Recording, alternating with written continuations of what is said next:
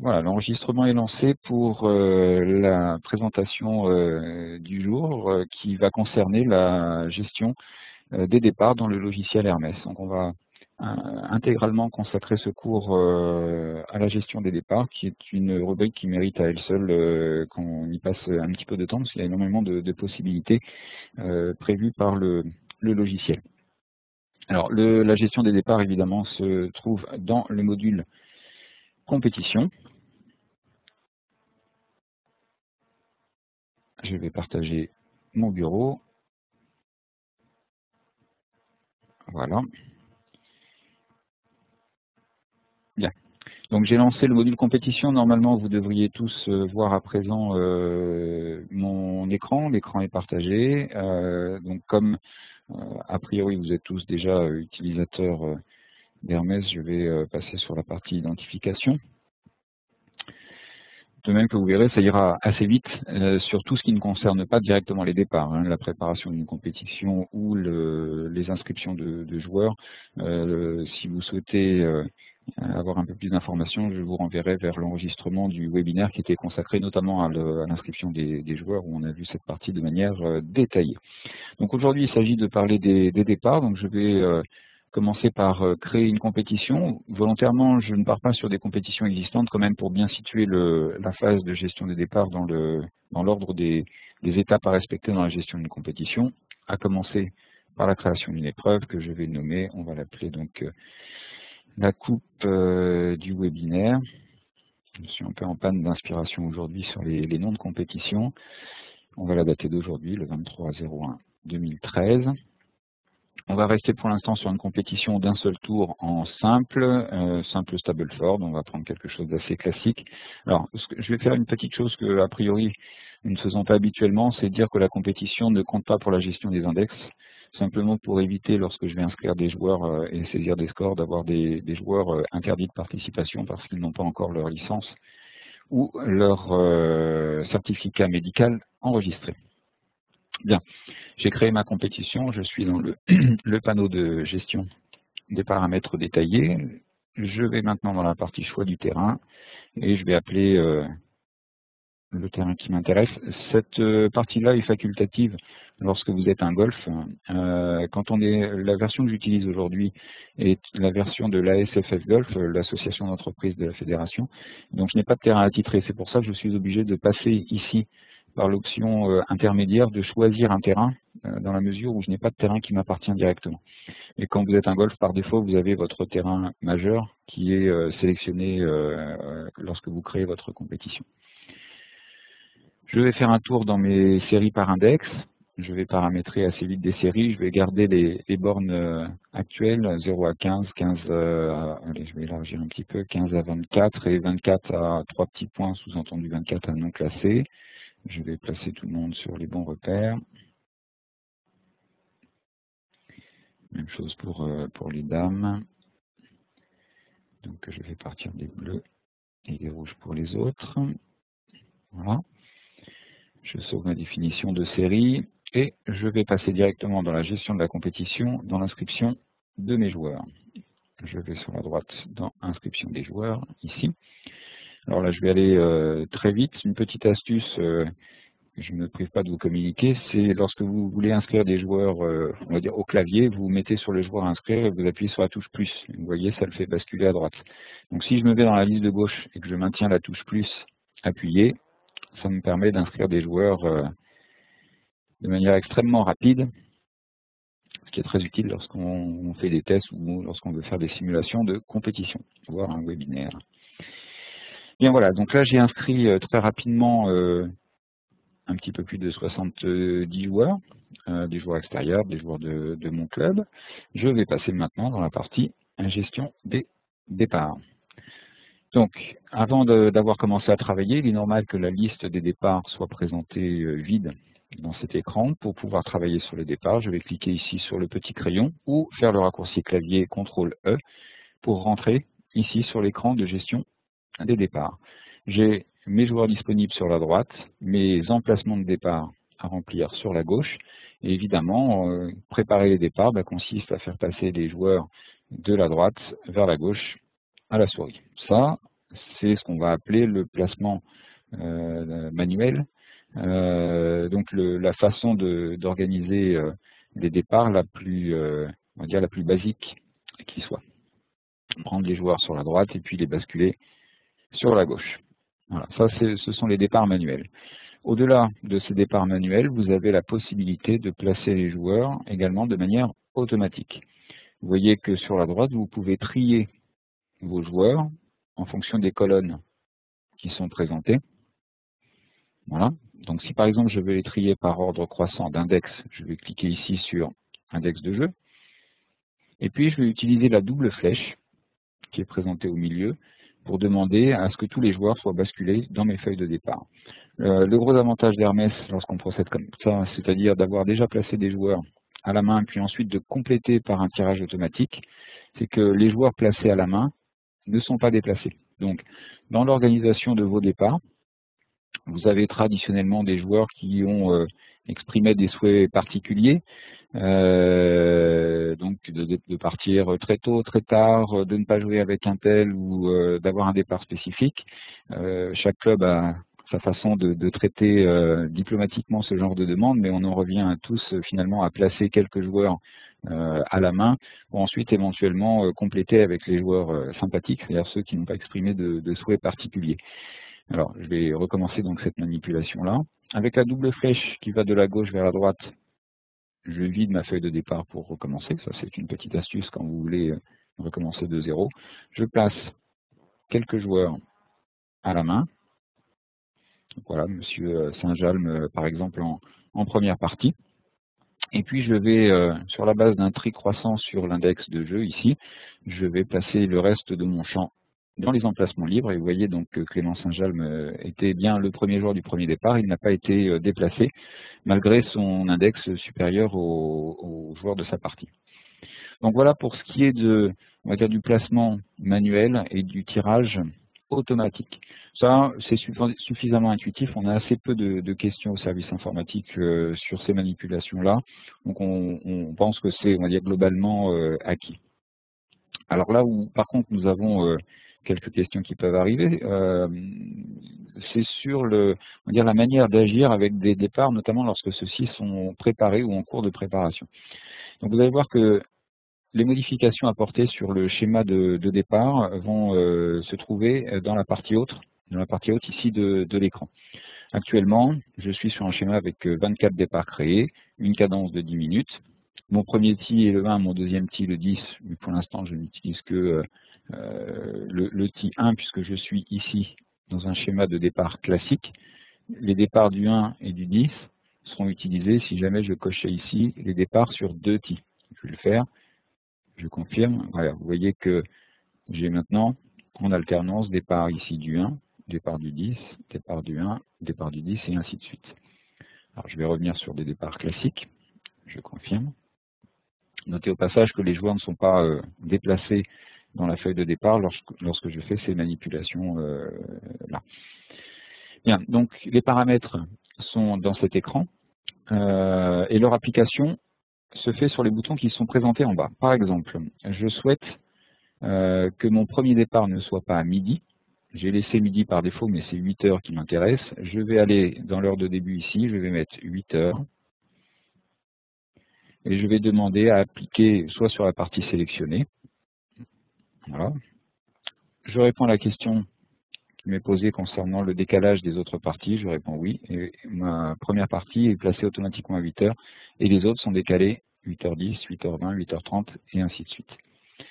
Je peux le faire en cours de départ, donc par exemple me positionner sur le départ de 9h et dire ici, ce n'est plus 9h, mais c'est 9h10, je souhaite laisser un départ tampon. Les heures suivantes doivent-elles être ajustées? Oui. Et vous voyez donc 8h50, je passe directement à 9h10. Je vais faire la manipulation inverse, je vais remettre 9h donc, sur mon départ, donc je remets 9h ici, j'ajuste les départs suivants, 9h, 9h10 et ainsi de suite. Et vous verrez ici, vous avez la possibilité de cocher la mise en place d'un départ tampon, toutes les X parties, en l'occurrence toutes les 5 parties, et vous pouvez paramétrer votre tampon là 10 minutes. Donc je vais dire par exemple ici toutes les 6 parties, Je veux un espacement de 15 minutes. Je coche le tampon. Donc normalement, alors voilà, j'ai oublié de cliquer en bas, donc vous cliquez sur toutes les parties pour que ce soit appliqué. Et je passe ici à partir de ma 6e partie, celle de 8h50, je passe à 9h15. Ensuite je reviens à mon espacement habituel de 10 minutes. Et normalement, voilà, à partir de la partie 12, j'ai de nouveau mon espacement classique plus le tampon de 15 minutes que j'ai ajouté. Donc je passe de 10h05 à 10h30 et ainsi de suite. Voilà, ça peut être très utile quand vous avez un rythme de départ assez serré et que vous souhaitez prévoir une marge de sécurité toutes les X parties. C'est assez peu utilisé. Mais j'ai vu des clubs donc, qui géraient ce paramètre à la main alors que la fonction est directement prévue ici, ce qui me pousse à vous le montrer. Alors, ce qu'on peut changer également dans une feuille de départ établie, c'est la cadence de jeu. On peut imaginer de commencer avec 10 minutes d'espacement et puis à partir d'un certain nombre de parties, on va prendre par exemple à partir de 8h50, dire l'espacement n'est plus de 10 minutes, mais de 9. Donc, je fais passer la cadence à 9 minutes et en bas, je vais demander soit sur toutes les parties, en l'occurrence si je fais ça, mon espacement de 9 minutes va être appliqué depuis 8 heures, ou par exemple depuis la partie sélectionnée. Voilà. Et donc uniquement depuis la partie sélectionnée, et pas avant, je passe à un espacement de 9 minutes. 8h50, 8h59, 9h08 et ainsi de suite. Bien. Donc vous comprendrez, les paramètres sont présentés en haut de l'écran et leur application se fait en cliquant sur un des 3 boutons, c'est-à-dire j'applique soit sur uniquement la partie sélectionnée, soit depuis la partie sélectionnée, soit directement sur toutes les parties. Voilà, c'est ainsi qu'on peut manipuler le schéma des départs. Alors je vais compléter mon explication, je vais repasser mes joueurs sur la partie droite, en vous parlant maintenant un petit peu des filtres.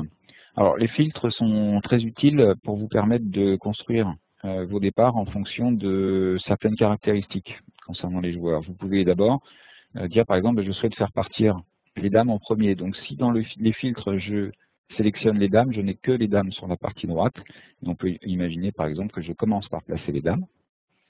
D'accord? Donc là j'ai uniquement les dames qui sont placées. Je vais choisir les messieurs, donc ils apparaissent maintenant sur la droite. Et si je clique sur la double flèche, ben les messieurs se mettent à la suite. Alors il y aura peut-être des ajustements à faire sur le nombre de joueurs présents dans la feuille pour avoir des parties homogènes. Bon, ça, ce sera l'objet notamment de fonctions qui sont disponibles par le clic droit.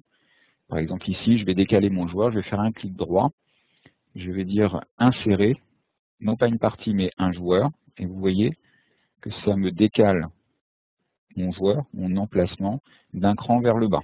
Je vous le recommence, clic droit, insérer, un joueur, et ça décale mon joueur d'un cran. Si je veux décaler d'une partie, alors décaler d'une partie, ça peut correspondre au souhait, par exemple, de créer un emplacement vide. Je vais me mettre, par exemple, sur cette partie ici, à 9h53, clic droit, insérer, partie. Et vous voyez donc que mes joueurs sont décalés vers le bas, et j'ai une partie entière vide.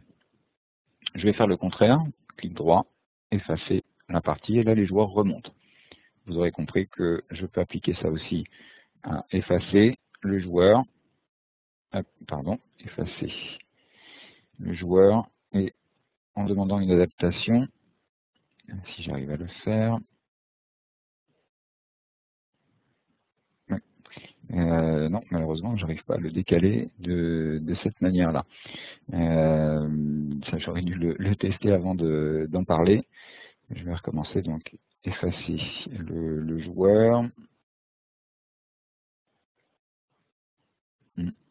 Donc il ne me remonte pas la partie. Alors on va ruser, je vais faire une dernière tentative. Ce que je vais faire, je vais insérer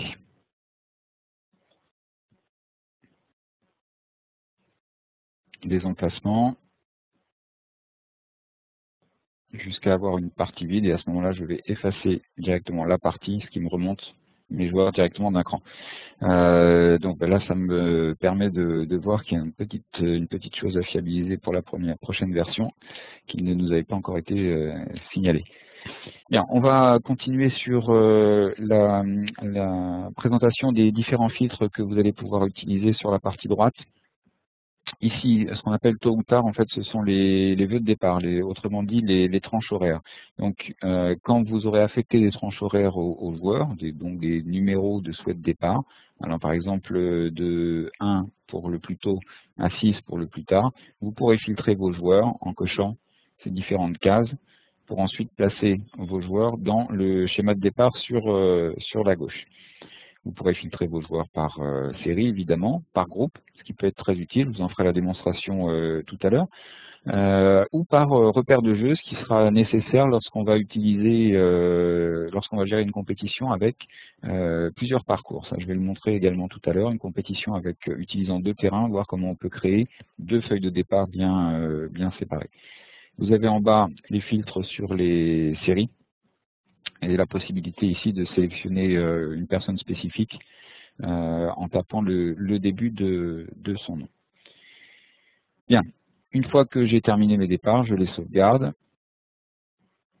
Voilà, et je me retrouve avec une feuille qu'il me suffit maintenant d'imprimer en cliquant ici sur le bouton Impression, une liste des départs par heure, un petit aperçu. Et j'ai ma feuille de départ prête à l'impression. Alors on va aller un petit peu plus loin dans la présentation maintenant, on va parler du shotgun. J'ai aux alentours de 70 joueurs dans mon épreuve, donc je suis sur un schéma qui se prête bien au shotgun. Je vais cocher ici la case shotgun ou aller dans le menu ici, ajouter fonction, qui aurait dû plutôt s'appeler fonction supplémentaire, et choisir shotgun. Donc, je vais le faire en passant par la gauche, ça revient au même. On me prévient que si je passe en shotgun, ça va modifier sensiblement ma feuille de départ, je confirme. Et je tombe dans l'assistant, où il me demandait de préciser le schéma d'organisation du shotgun souhaité. Alors je vais partir, bon j'ai 70 joueurs, donc je vais partir sur des départs de 4. Il me dit qu'il aura 18 parties à préparer. Je passe à l'écran suivant.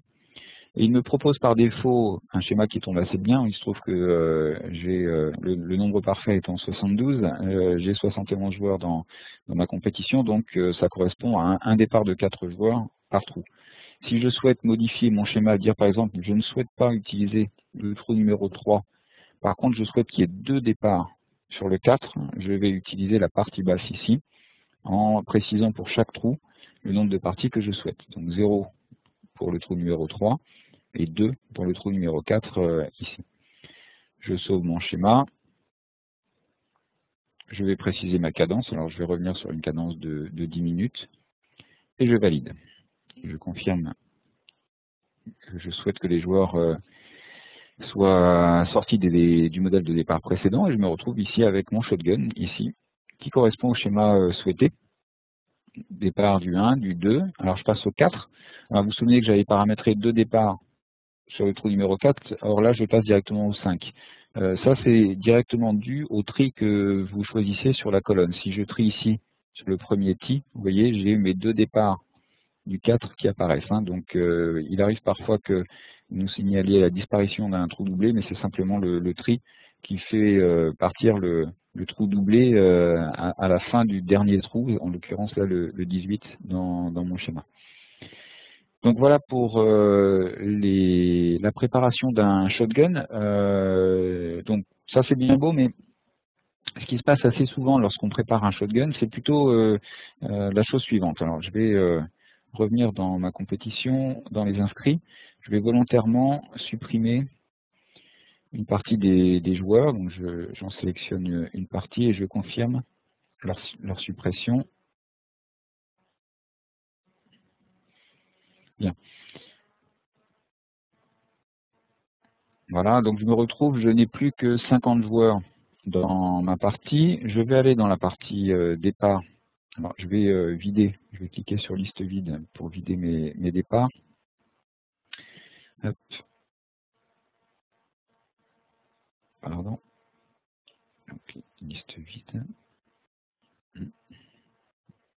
Pardon. Je mets mes joueurs sur la droite. Bien. Donc là, je repars d'une forme de, enfin, comme si je n'avais encore jamais travaillé sur les départs. Je vais cliquer sur le petit crayon, je vais demander un shotgun. Et vous allez voir assez rapidement ce qui va se passer. Je veux un schéma avec 4 joueurs par partie. Et le logiciel ne me propose que 13 trous. Et donc je peux assez facilement dans les manipulations finir par me retrouver sur un schéma incomplet parce que j'ai commencé à vouloir travailler sur les départs avant d'avoir terminé complètement mes inscriptions. J'ai encore une vingtaine de joueurs à attendre. J'ai voulu anticiper et mal m'en a pris parce que le logiciel ne m'a créé que 13 trous. Alors, n'oubliez pas que vous pouvez ajouter des parties en cliquant ici sur le nombre de parties, donc passer par exemple à 14 parties. Simplement, à chaque fois, il va vous créer une partie avec le numéro de trou qui correspond à l'endroit où était la surbrillance. Alors pour modifier cette information-là, vous allez ici sur premier TI, par exemple ici on va donner 14, et vous dites appliquer sur la partie sélectionnée. Et vous voyez, donc on est là, trou numéro 14, je vais changer l'heure, je vais le faire passer à 8 heures, appliquer sur la partie. Et donc, je me retrouve avec un trou supplémentaire à 14 et une heure qui correspond à l'heure de début de mon shotgun. Donc, c'est loin d'être simple et ergonomique, on en convient. Sachez qu'on a demandé une modification sur cette partie-là, qui consistera par défaut, lorsque vous aurez paramétré une compétition en shotgun, à disposer d'au moins 18 départs disponibles dans le schéma présenté à gauche. Donc vous vous retrouverez maintenant après la prochaine version assez rarement dans la situation d'avoir à recréer manuellement des trous. Bien, donc voilà pour le shotgun. Si vous avez des questions supplémentaires concernant le shotgun, on pourra les traiter dans la partie questions-réponses. Je voulais vous montrer maintenant la façon de gérer ce qu'on va appeler des vagues. La gestion des vagues, c'est en quelque sorte des onglets qu'on va pouvoir utiliser ici, en utilisant la petite icône plus pour ajouter une vague ou la corbeille pour en supprimer une. Alors, pour la démonstration, je vais revenir à un nombre un petit peu plus important de joueurs, donc je vais repartir dans mes inscriptions. Voilà, j'en ajoute quelques-uns. Voilà, 76 joueurs. Je vais revenir ici dans mes départs, cliquer sur le petit crayon, et je me retrouve avec un schéma classique. Je n'avais pas validé mon shotgun de tout à l'heure, donc je repars sur un schéma classique.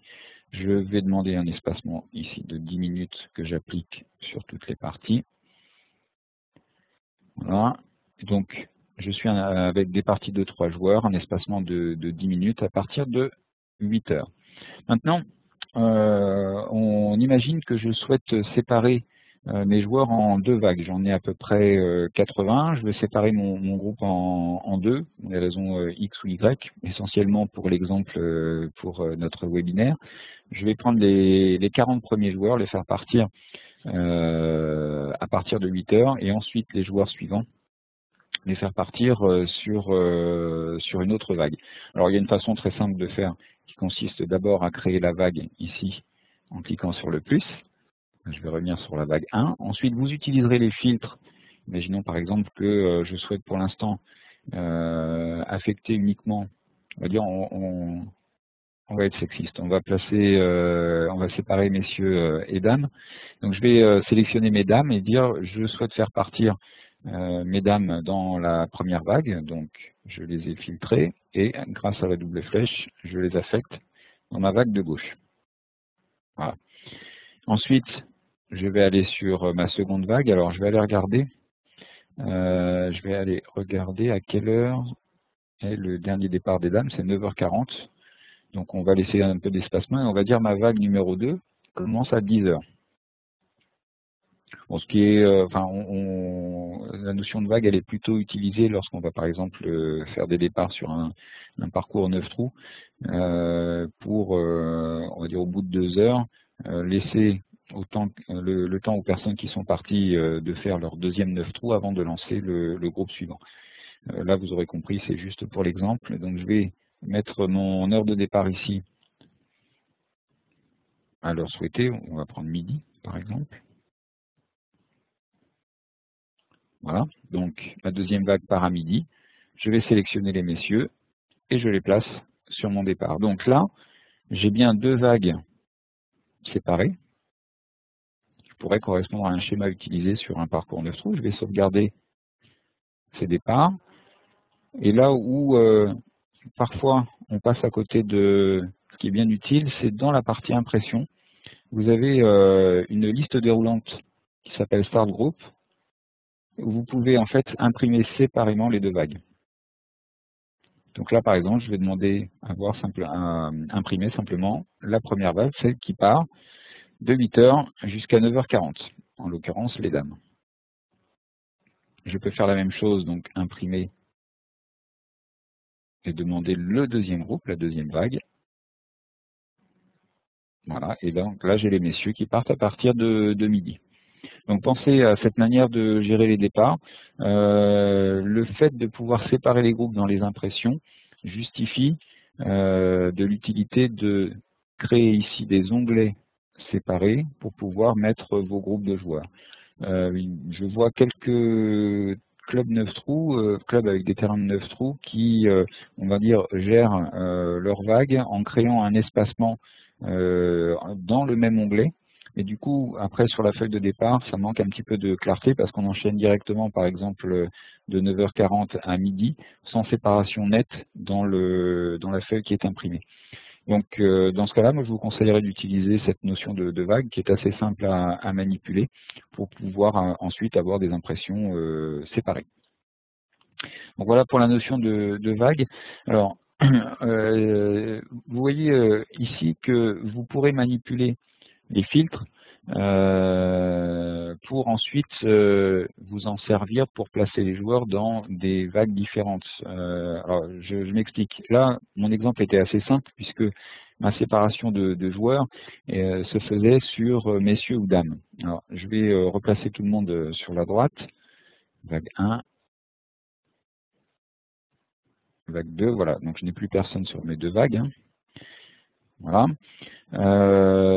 Mais on imagine que ma séparation n'est pas aussi simple que ça, qu'il s'agit d'une séparation qui est basée sur aucun autre critère que un choix express.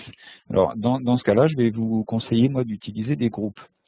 Les groupes ici ou séries autres, c'est une façon de regrouper les joueurs de manière à pouvoir les filtrer facilement, mais sur la base d'un choix manuel. Alors, je vais vous donner un exemple.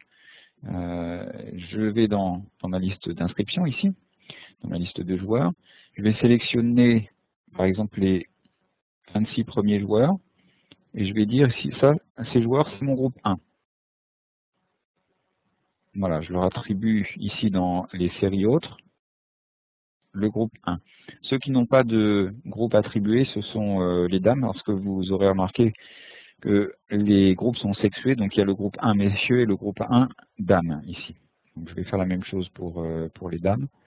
L'explication de ce fonctionnement est qu'on peut associer des groupes à des repères de jeu et que donc du coup il faut qu'on ait expressément la séparation messieurs et dames pour pouvoir appliquer les bonnes valeurs de slope et de SSS sur chacun des repères. Donc je vais faire la même chose avec un deuxième groupe que je vais sélectionner à la souris et là je vais l'appeler groupe 2. J'applique.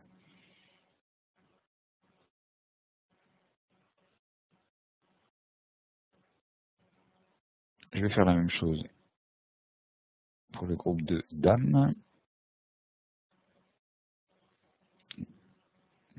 J'ai ma souris qui m'échappe un peu.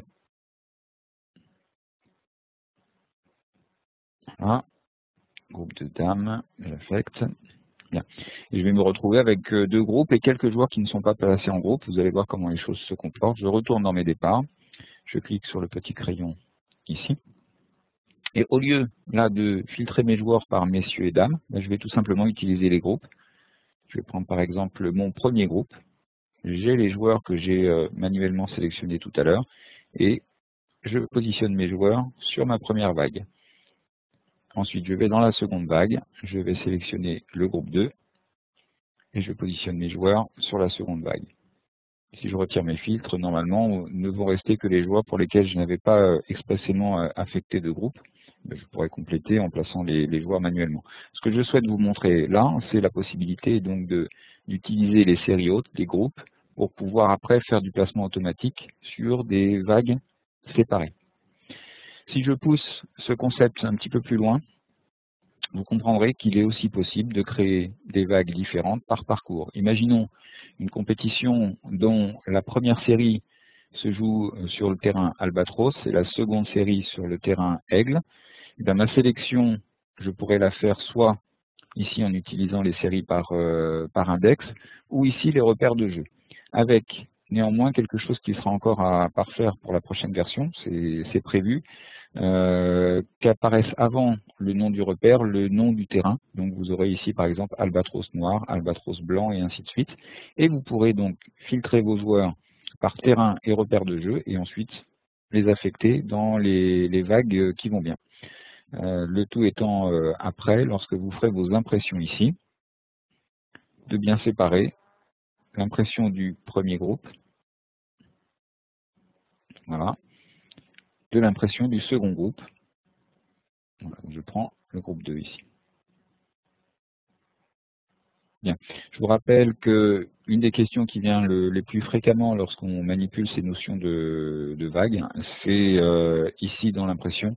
La plupart du temps, on ne voit pas cette liste déroulante et on demande l'impression de tous les groupes. Et du coup, regardez ce que ça donne. Ça donne non pas une impression séparée, mais ça donne réellement tous les groupes collés les uns à la suite des autres. Vous voyez, départ de 9h20 et après on enchaîne directement sur le départ de midi. Autant dire qu'on perd un peu l'avantage d'avoir organisé les choses par vague.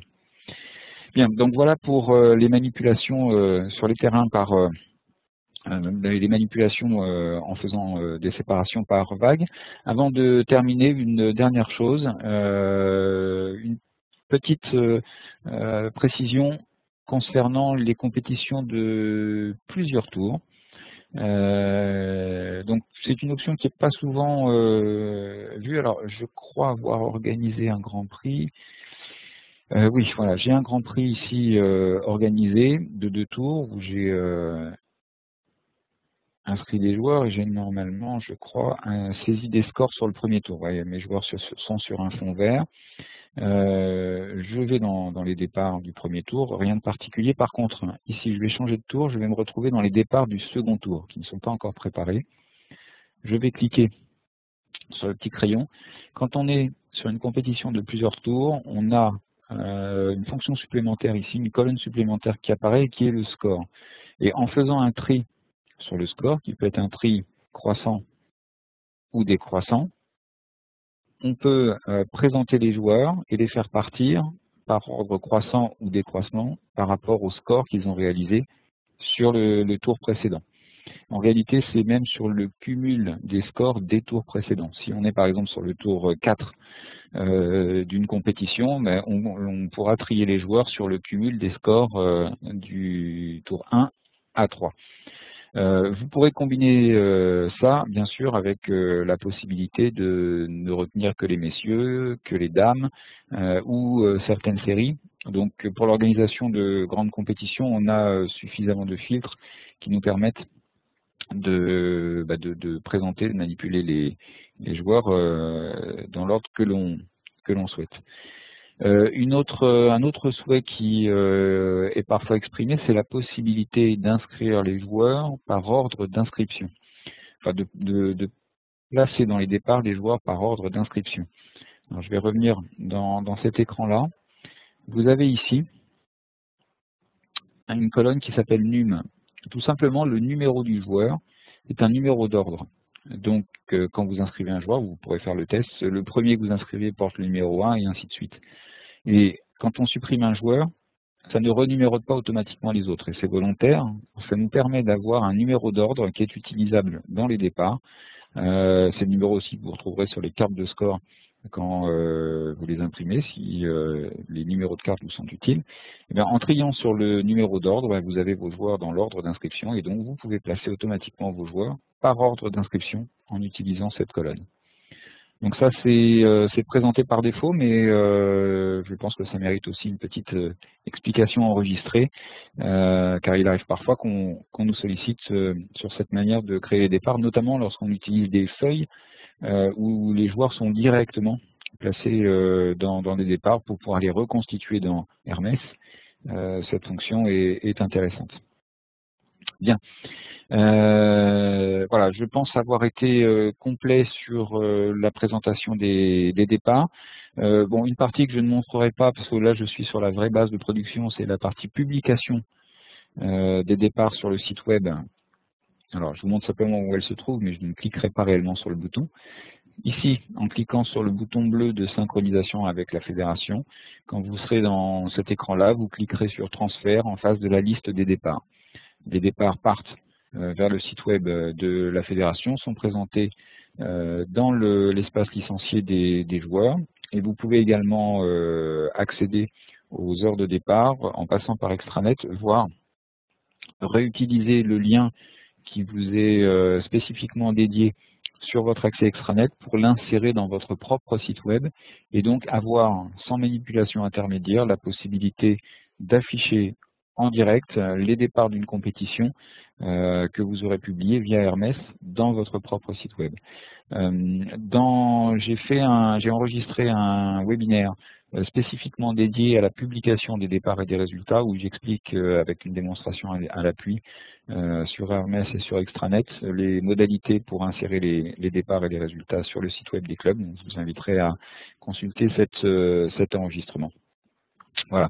Donc je vais terminer ainsi cette session et puis passer maintenant à la partie questions-réponses.